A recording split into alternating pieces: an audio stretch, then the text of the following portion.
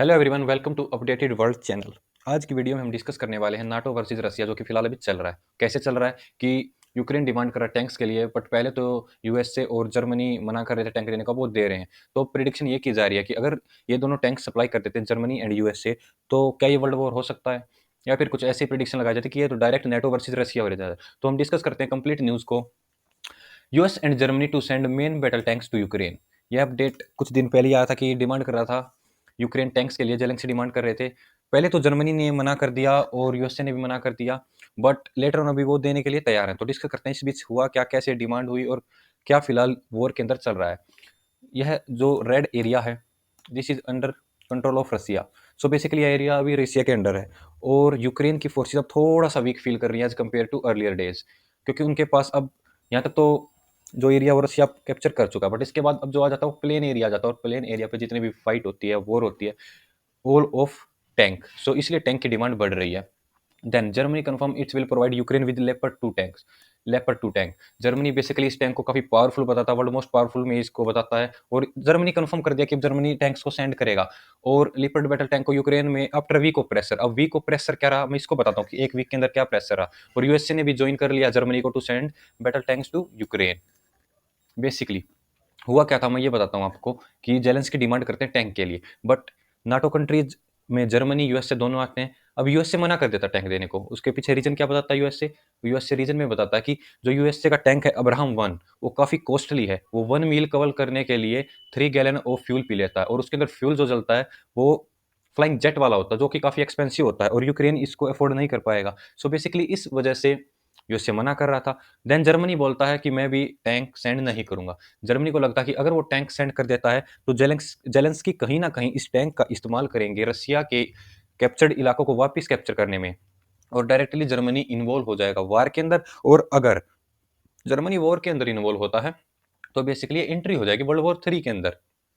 Then क्या होता है, उसके बाद होता है कि यूएसए और जर्मनी एग्री कर जाते हैं टैंक्स सेंड करने के लिए। वहीं पर ब्रिटेन और कुछ यूरोपियन यूनियन के अनदर कंट्रीज भी एग्री कर जाते हैं कि वो भी अपना टैंक सेंड करेंगे यूक्रेन के लिए। बेसिकली रसिया के पास भी इसके काउंटर के लिए टैंक है। टैंक का नाम है T-90 tank, and this tank basically 1500 के आसपास ये टैंक इंडिया ने भी खरीदे हैं रशिया से, और इनका काफ़ी अच्छा एक्सपीरियंस रहा है। और ये कई बार वॉर में अपने टैक्टिक्स और अपने जितने भी इनके अंदर फीचर हैं वो दिखा भी चुके हैं। जहां पर अब्राहम टैंक भी अपने फीचर्स और अपनी काबिलियत को दिखा चुका है, वहीं पर लेपर्ड टैंक जो जर्मनी का, वो आज तक किसी भी वॉर में यूज नहीं हुआ है। So this is T-90 tank, and this tank is made in Russia.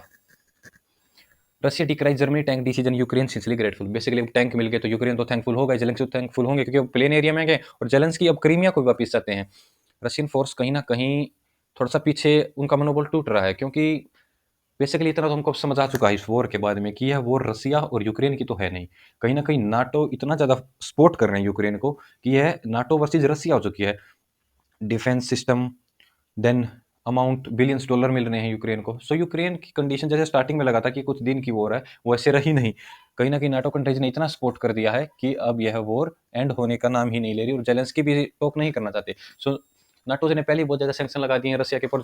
Zelensky काफी थैंकफुल है कि उनको ये टैंक मिल रहे हैं। और रसिया बोलता है कि जर्मनी के लेपर्ड टैंक के अंदर एक कॉलम है, एक चैम्बर है, जहाँ के जिसके अंदर यूरेनियम का भी इस्तेमाल होता है। अगर वो बम रसिया की लैंड पर गिरते हैं तो रसिया इसको डर्टी न्यूक्लियर बम मानेगा, और इसके बाद रसिया न्यूक्लियर वेपन्स का, न्यूक्लियर जो वेपन उनके पास है या मिसाइल्स उनका यूज कर सकता है। अगर ऐसा होता तो डायरेक्टली एंट्री हो जाएगी वर्ल्ड वॉर 3 के अंदर। बेसिकली कुछ बोल नहीं सकते, बट नाटो कंट्रीज ने अप्रूव कर दिया है।